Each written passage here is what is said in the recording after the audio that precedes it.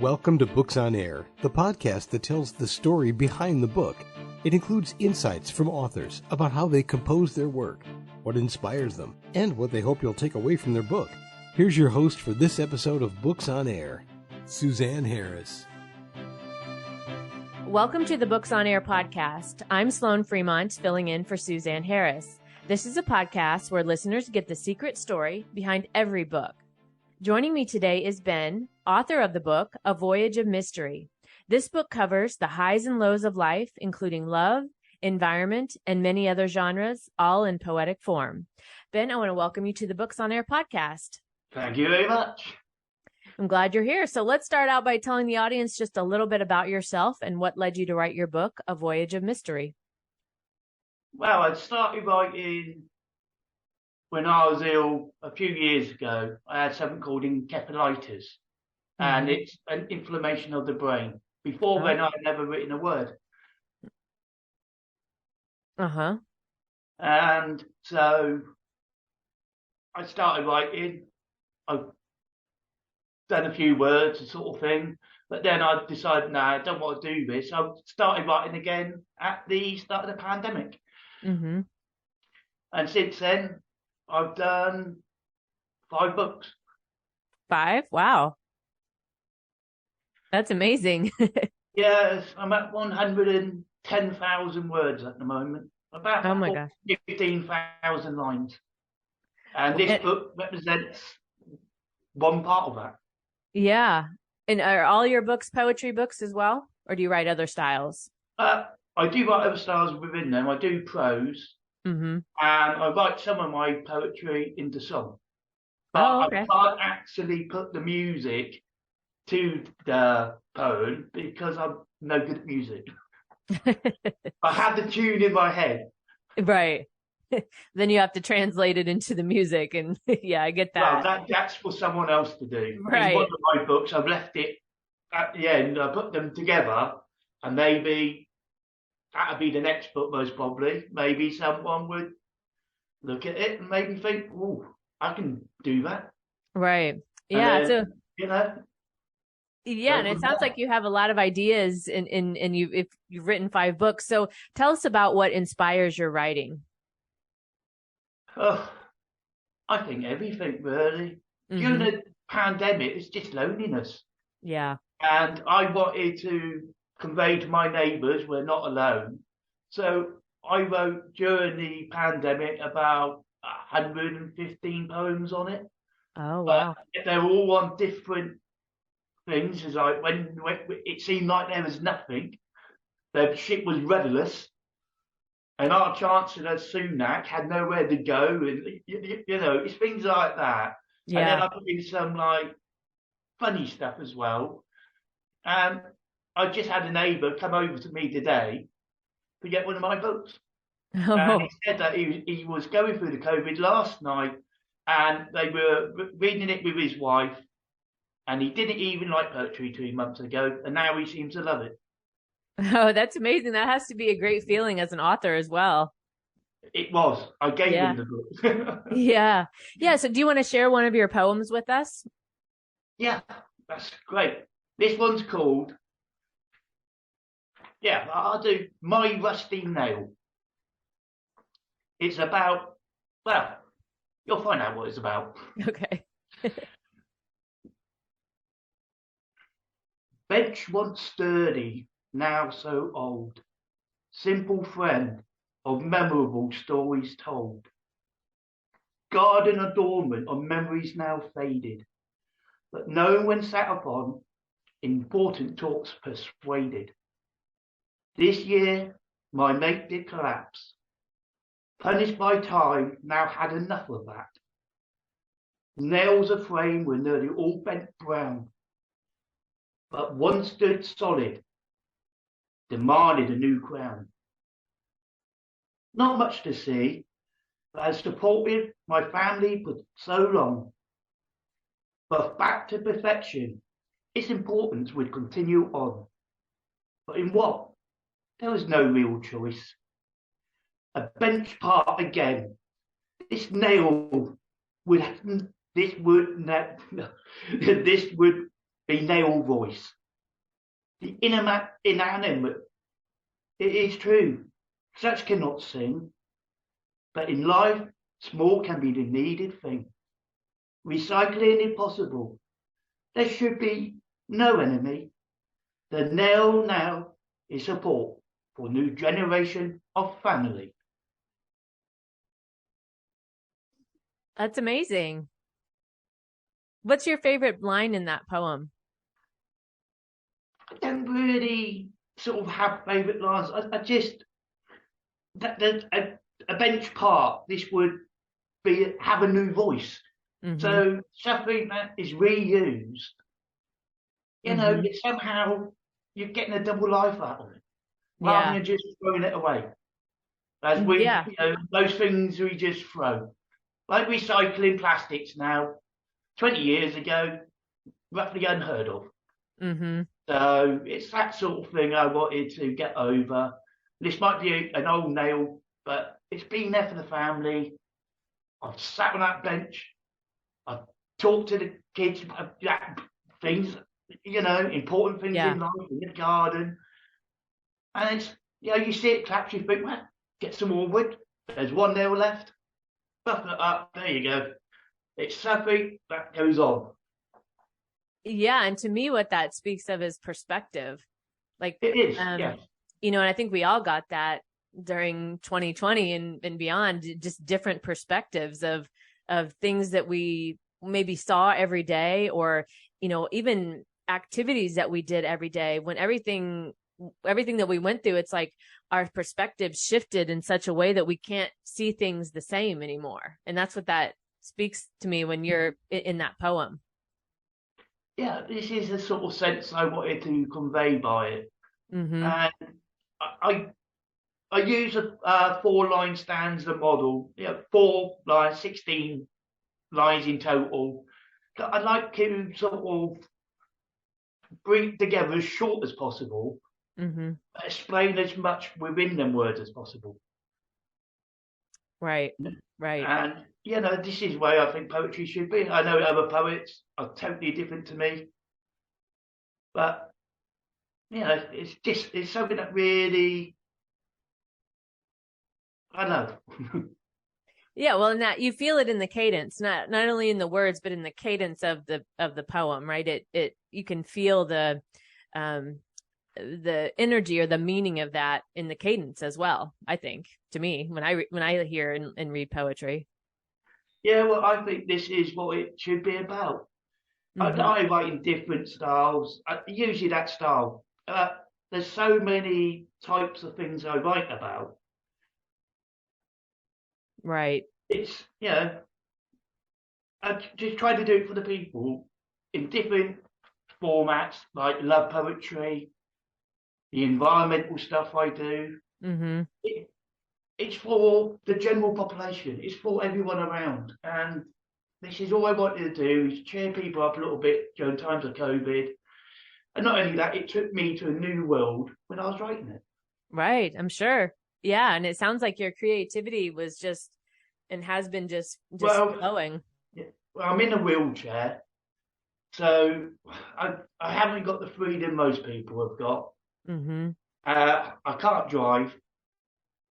Well, a wheelchair I can, but it's at 4 miles an hour. I'm not exactly going fast. Yeah, and so that changes your perspective, I'm sure, right? And with writing, I mean, there's so much freedom in writing. You can go wherever you want to go when you write. Well, and is it? Yeah. Go ahead. As I say, it's like in my latest work, I've come up with a new world, a world of dreams. And, you know, in this world of dream, it gives a possibility of this is where we go as a second life or third life. It's about the soul. Because I believe that we all have a soul, whether good or bad, it passes on. And, you know, that favours my work considerably, I'd say, nowadays. Right. Maybe not so much in the past, but I do love writing about things like that because, again, I'm writing from the heart and I'm writing to the people to say, look, life might be miserable at the moment, but it's better to come. Yeah, and that authenticity comes through in your writing, right? When you're writing from the heart, and when you're writing um, what is meaningful to you, that shows through in your writing. Yeah, Yeah, that's how I want it to come across. yeah, As I said, I just met a few people. Well, there's another girl now. 'Cause I'm single, been single for a few years.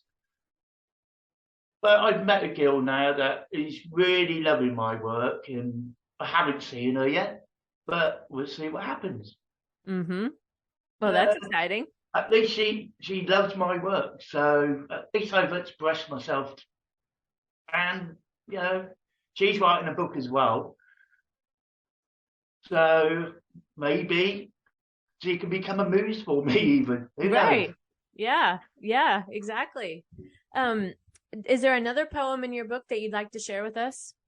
Yeah, actually, this one is another simple one. I call these sort of just middle of the road poems, really. I do complicate it, but this is a nice simple one. It's called A Small Fortune. Opulence. 50p to spend on anything I want. Such luxury. Where is the nearest font? Baffled by choice. With what should I do? A pending question, if only I knew the answer to. Perhaps something sweet, maybe a chocolate bar, a deposit upon a toy car, cigarette, bought, not borrowed from friend, or cup of char, sugared to buck the trend. Possibilities for you. I might keep wealth little, but mine, I could weep. 50p may not be a lot, but it is all that I've got. Needed is nothing. Decision to throw away. Upon path to never might say, Mummy, mummy, I am rich. This before playing in another mud ditch. I love how you read that too, with the inflection and the energy behind it. I love that That's how I tried to write it like that. So I tried to express it the way I needed it to be.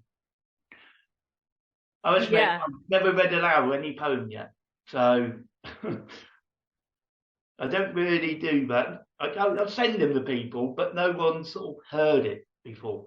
Yeah, no, I love your reading style with that too. And I think that for the listeners and for those reading your poems, hearing the author of the poem, read it in their voice, I think also makes it very special to hear.